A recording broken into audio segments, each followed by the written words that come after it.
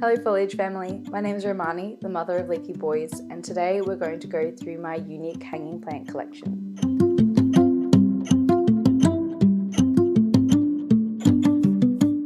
So the aim of this video is essentially to go through some of my more, unique and maybe more unusual hanging plants in my collection. It's not going to be a full hanging plant collection purely because I feel that would probably go over an hour, and I already have a full plant collection tour up on my channel.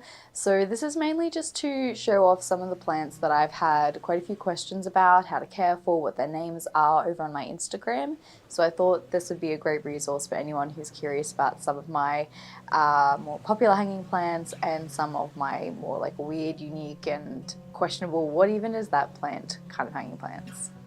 We are actually going to start off this tour over in the lounge room. All right, we are starting off in the living room space. So it looks very bright on camera, but honestly, I would say most of the plants in the space, especially behind me, are getting medium to even maybe low-ish light.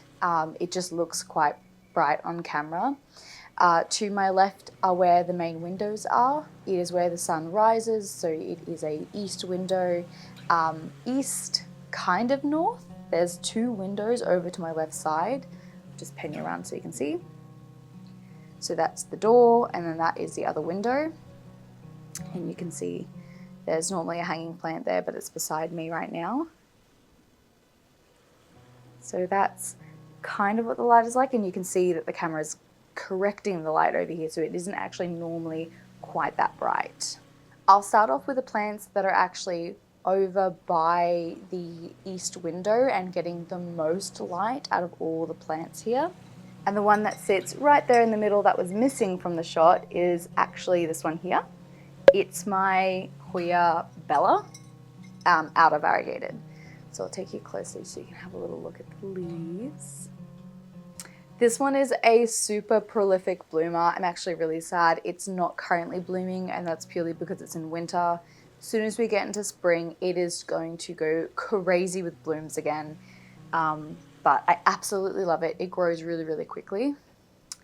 And I'm actually going to have some cuttings of this plant for sale very soon. And something sneaky that's coming up on my Instagram, but I will actually have some of these on sale very, very soon. But yeah, this is the Hoya Bella. Doesn't like to be overwatered.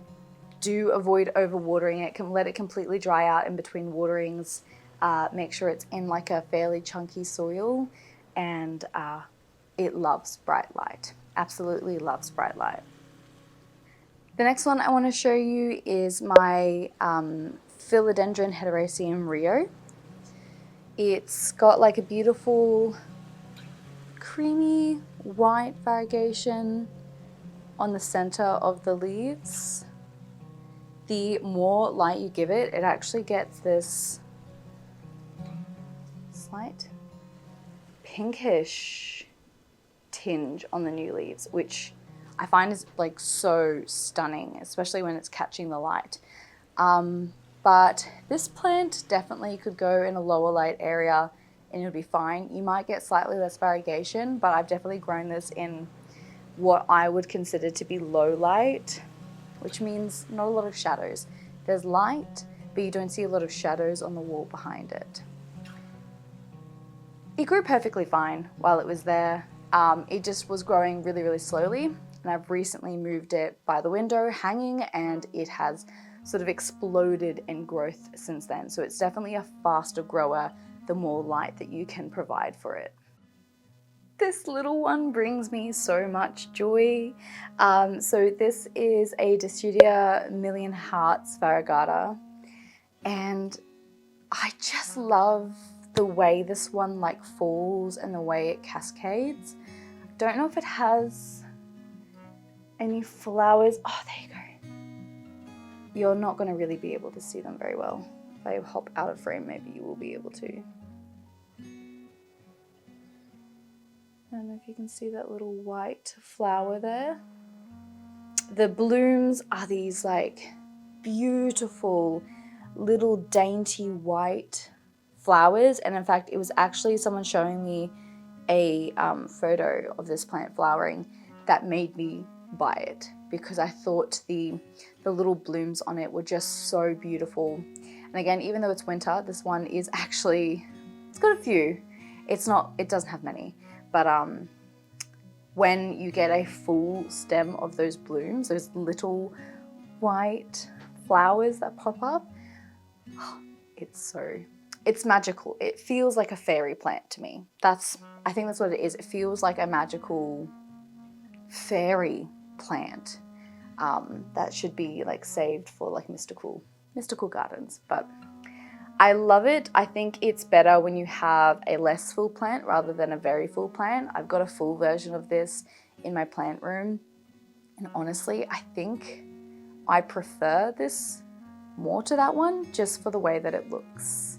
So the next one I want to show you is a Philodendron Micans. Probably one of your more bog standard plants. I do get that, but I think it's really underrated because this one will grow pretty much anywhere.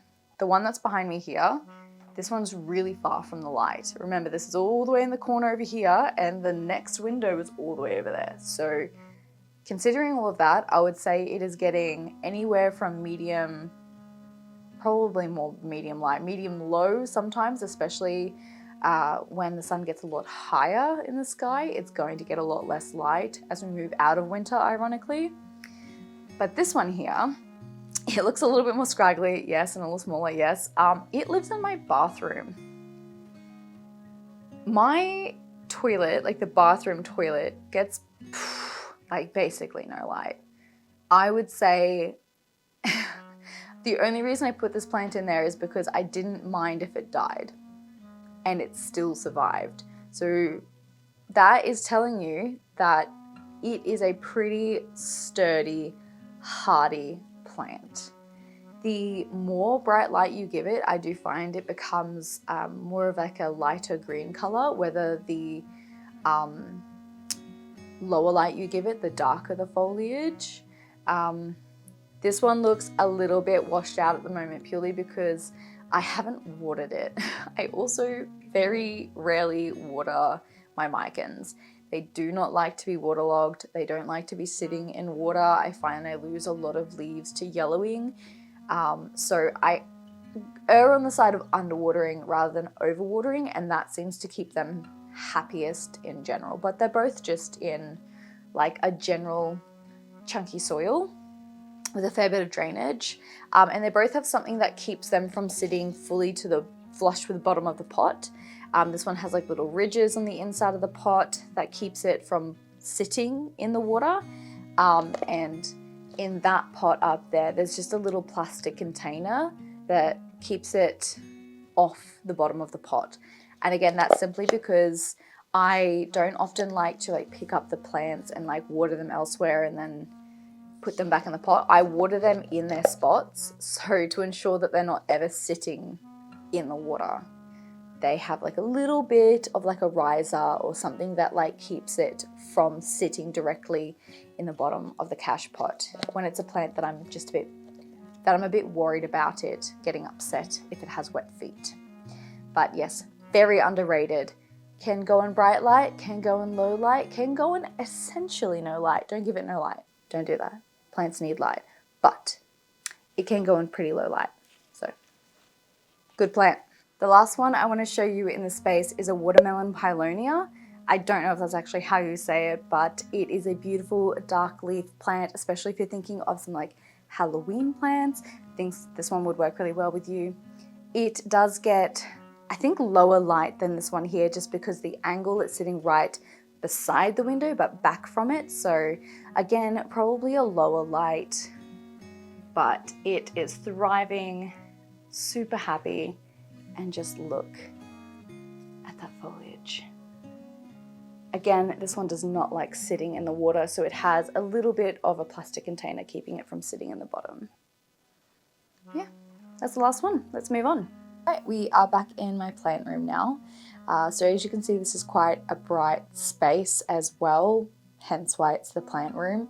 The sun rises kind of behind where you are and sets behind me here, which means this is my north facing window and gets a lot of light pretty much all day. The plants that are right on the window here, they have to be plants that can survive a lot of direct hot light.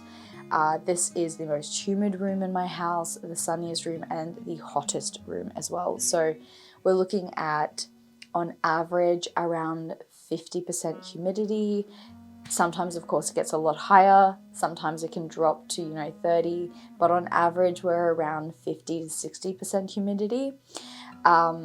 Sunlight for most of these is, harsh, direct, hot light. Some indirect, but mainly direct light. So these are plants that could also just be grown outside on your veranda. The first plant in the space that I want to talk about is this little succulent here. I've had so many people ask me what the idea on this plant is, and I hadn't actually known it was a plant that was growing in my mum's garden that I took some cuttings of and grew this entire massive plant from literally a few cuttings. But I've recently figured it out. I do not know how to say it, so that's why I'm grabbing my phone for help. But its common name is pillow plant, I believe. But it's actually a plectranthus? Plectranthus? That sounds right. Plectranthus prostatus.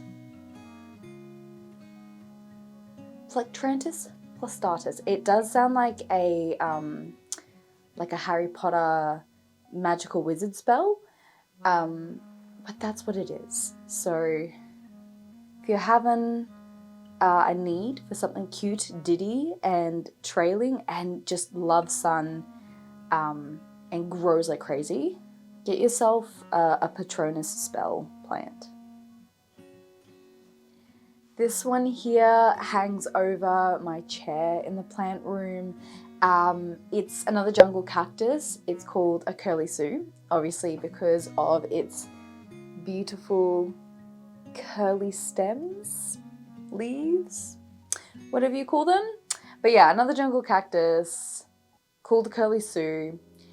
If I know the scientific name for it, I'll put it on the screen as well. But I think you'd be able to find it pretty easy if you just look up curly Sue as well. I think it's a really common way that it's referred. But it's so beautiful. It's definitely thirsty. I have not watered this one in quite a while, and you can tell that it's thirsty because you can see like this is a little bit wrinkly. Can you see the wrinkles? Don't know if you can, but it does start to get like a little bit wrinkly if you haven't watered it in a while, and I don't think I've watered this one in a month, so I definitely need to water it. It's in a self-watering pot, but it's actually not in the self-watering pot, it's just like sitting in it, and that's just because it's hanging on a hook on the wall that's not super strong. It's not like super sturdy, so to make sure that it doesn't fall on my head, it's in a really light pot. So this is just like a super lightweight plastic pot. It doesn't actually need a self-watering pot. It is super chill without being watered that often. So this one that you're looking at is a Rhipsalis Micans. Again, super easy growing. Sometimes I get some issues with some mealybugs in my Rhipsalis in general, but it doesn't seem to stop it from growing, so I'll deal with some mealybugs at the end of the day. This next one is my Hoya linearis. It looks very scarce at the moment, but it is starting to grow and it is starting to fill out a lot more, and that's purely because I moved where it was. I initially had it hanging over my chair where the curly Sue is now, and I've recently moved it over by the window, much closer to the light, and it has thanked me for that. In the long run, it has started actually growing, putting out new growth, and is so much happier. So this one really likes the sun. It wants to be in that bright light. It is diffused light. It is not in the center, so it often has like a couple of hours of bright light, but not a lot of super hot direct light just because it's in the corner of the window. But yeah, it is such a beautiful, fluffy leafed kind of plant. It doesn't look it, I don't know if it looks it, but it's definitely a fluffy plant. This one here is a Rhipsalis Paradoxa. I have a much more like lush, beautiful pot that you can see right here behind me, but it is so heavy that I actually fear the damage I would do trying to bring it down and show it to you. So I'm going to show you a baby version of it that's made from cuttings from the same plant. But it's just a super interesting, weird plant. I don't think it looks like really any other kind of Rhipsalis. It's so like thick and chunky, and the way that it grows is so cool and interesting. So it was on my wish list for a super long time, and I'm really glad that I actually eventually ended up finding it. It's really easy to propagate. I just take like snap a bit off, put it in soil, and eventually it will root. That's how I also make like a fuller pot, is by just chopping, propping, putting more inside of the same pot. But yeah, such a cool plant. Love the sun. It will get sun stressed and go quite red, like reddish in its color if it's getting quite a lot of light. I think you can see there. You can probably see how like red that plant leaf is. These ones here, they're quite red looking.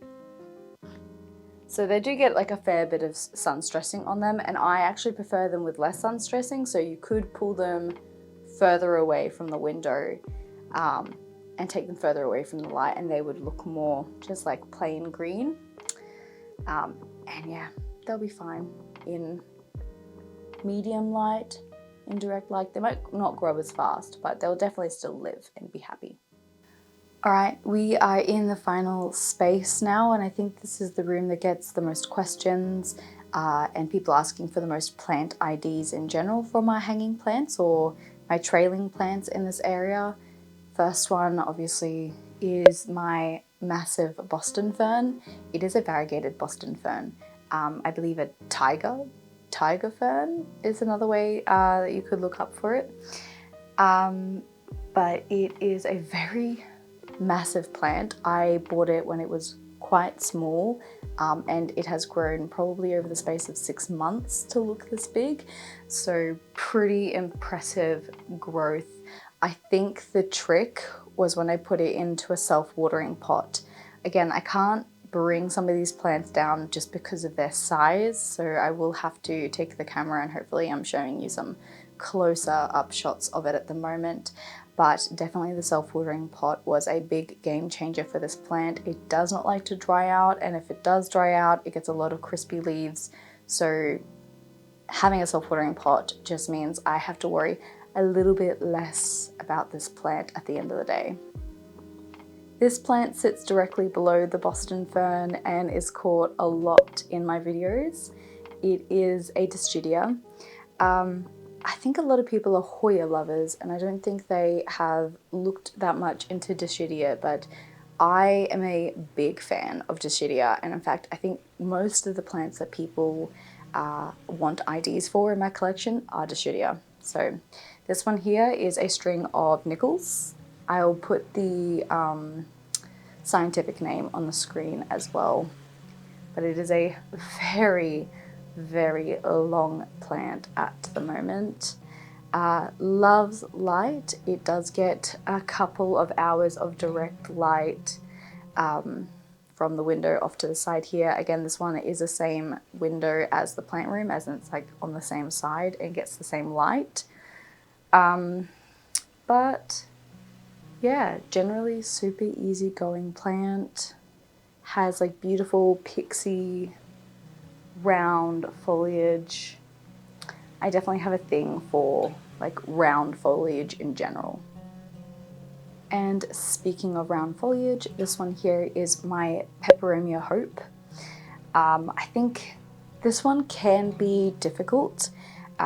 If you're going to get a Peperomia, I personally would suggest this as one of the easiest Peperomias, but it is still a Peperomia, so it can be a little bit finicky and it can be prone to rotting just because it's unhappy.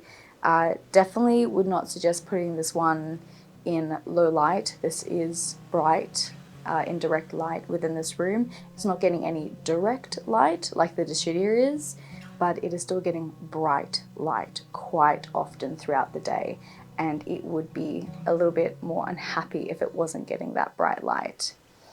It does grow quite quickly, however, you can see where I did have it in low light, its stems have gotten quite long, like the internodal spacing has gotten quite stretched, so it looks a lot less lush.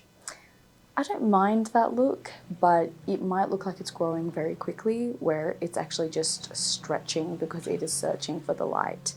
You'll also find that it probably will grow less leaves, and the leaves might be prone to falling off, and that's usually if it's just not getting enough light to support its foliage. Don't let this one sit in water as well. I also have something sitting in the bottom to keep it from touching the base, almost like I'm making my own self-watering pot. But the aim is not to let it sit in water, the aim is to stop it from sitting in the water. Hope that makes sense. This one obviously comes from the window over here. It's another Dischidia, a Dischidia Oiantha. Again, I'm not 100% sure if that's the way that you're meant to say it,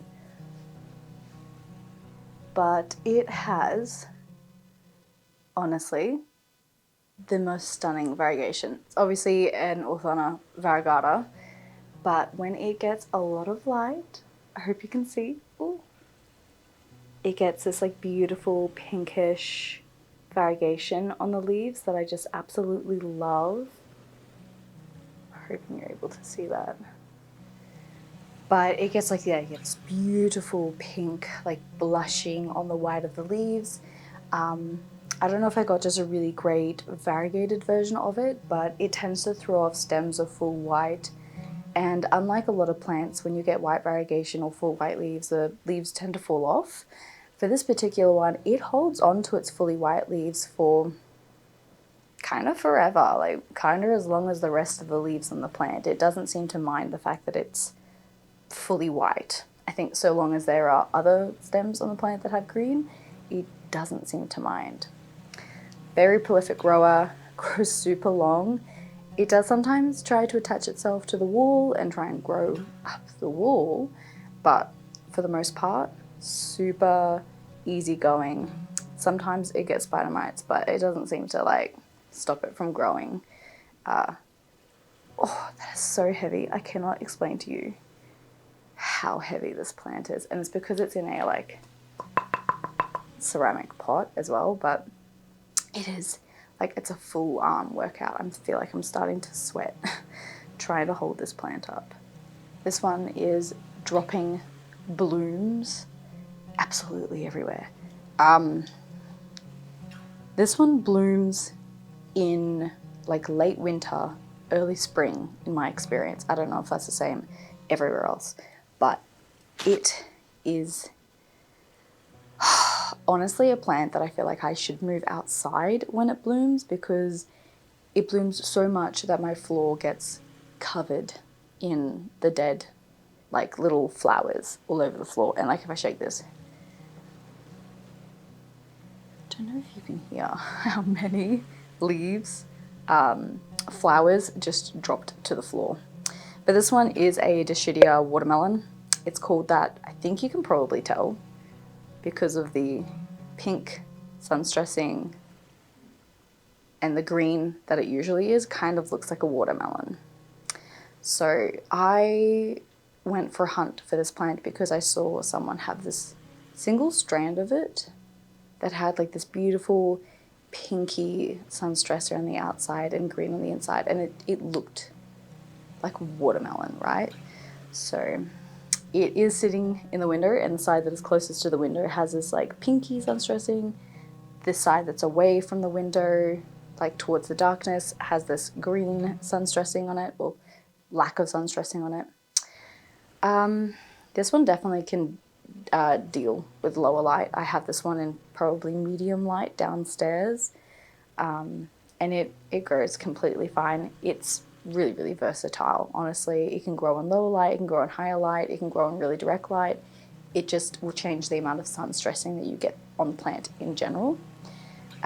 These plants I found really like to be snug in their pot.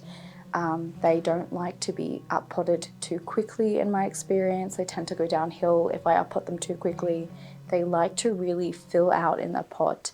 Not to the point of being root bound, but to the point that you would probably up-pot most other plants a lot faster than you would for a Dischidia in general. Alrighty guys, thank you so much for staying this long into the video. I think that is it for today. If there were any hanging plants that maybe I didn't point out that you know is in my collection, let me know in the comments. I might make a second version of this video, or maybe just a full hanging plant tour and just bite the bullet. But if that is something you're interested in, please let me know. Do all the YouTubey things like comment, subscribe, all of those fun little things. And if you made it to this far in the video, once again, thank you so much, and drop me a little ghost emoji to let me know that you made it this far. Alright, I'll see you in the next one. Bye.